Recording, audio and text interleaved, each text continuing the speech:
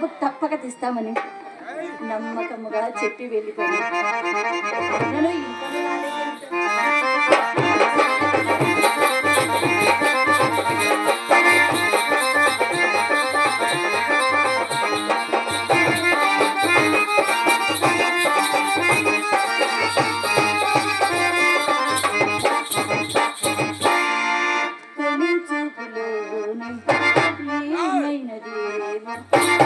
ఇంట్లో రాలేదేంటో.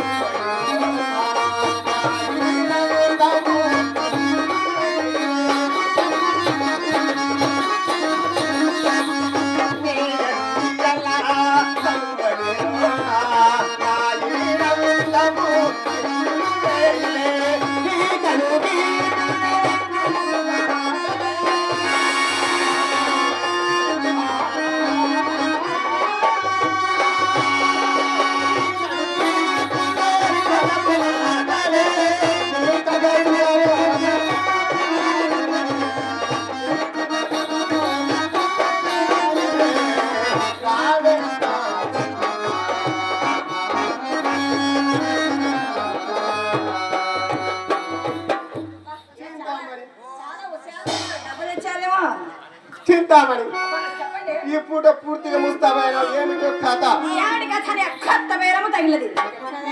వచ్చిన ఆ కోపము ఎంత ముక్కుపట్టాను ముత్యమే. అవునవును. ఎవరి మాటలు వారికి ఇంపుగానే ఉంటుంది. ఈ పూట ఎవరో పైకము తప్పగిస్తామన్నారు. నమ్మకముగా చెప్పి వెళ్ళిపోయినందున మా అమ్మను కట్టవచ్చును కదా అని మహా సంతోషంతో ముస్తాబై కూర్చుందిలే. కలిగిన ఫలితం ఇదియా. అదేమో కానీ మీ మగవారు ఆడవాది చచ్చినా నమ్ముదు కాదు. ఏ చండాలుడన్నాడు నిన్ను నమ్మని వాడు నిర్మలమైపో. హాస్యమున కన్న మాట అంత అలుక ఎందులకు హాస్యములకు హద్దు ఉండదు. పోనిమ్ము పొరపాటే చింతామని. మరి సుబ్బి శెట్టి ఎందులోకి వచ్చినాడు? మనసులో మలినం ఏదో ఉండనే ఉన్నది. ఆ సంగతి మీకేమో చెప్పారు. నేను చూసినాను. వీధి గుమ్మం నీళ్ళమ్మ కంట పడుచు వచ్చేసరికి పెరిటి గుమ్మం తటాలున తలుపు తెరుచుకొని బాలున బయటికి వెళ్ళినాడు. ఆ పాటను అతను చూచి నేను చూచి అతను తెల్లబోయినాం. అది అంతటా అతనికి అనుమానము కలగనట్లు ఆడుచు కొంత దూరం అతని వెంట వెళ్ళినాడు. అతని నాటి గురించి ఇతడు ఏమైనా అడిగినాడు. సుబ్బి శెట్టి కోమిడి బిడ్డ కోసిన సాధారణముగా నిజము చెప్పాడు. అయినా అతడు ఏది చెప్పియో తెలియనప్పుడు నేనేమి చెప్పినా చిక్కే కదా. సరే కానీ తెలివిగా ఈ త్రోవ తొక్కి చూచను. ఏమండి ఎందుకు ఏదించిదివి అని అడగకపోయా? అడిగినాను. మేళం కొరకు కావాల్సి వచ్చినానని చెప్పినాడు. చెప్పిన కోపగించుకో కదా. కోపం ఎందుకు? నా ఎందు దోషం ఉండనే కదా. శబాస్, అది మాట. మేళం కొరకు వచ్చిన వాడు విచ్చల విడిగా వీధి గుమ్మం పోగా రెడ్డి గుమ్మం పోట ఎలా అయినా సరే అది ఆ సంగతి కూడా అతన్ని అడగకపోయారా? అడిగేవాణి. అడ్డదారిలో నా బాలమిత్రుడు అగుపడిచి పుష్ప ప్రశ్నలు వేడిచే నేను అతన్ని అడగలేకపోయాను. అడగడానికి మీకంత అవకాశం లేకుండా పోయింది. సరే పోనిద్దు, నేనే చెప్పేదను. మేళము గురించి మాట్లాడుటకై మా అమ్మ అతన్ని మేడ మీదకి చక్కబెట్టుకొని వచ్చింది.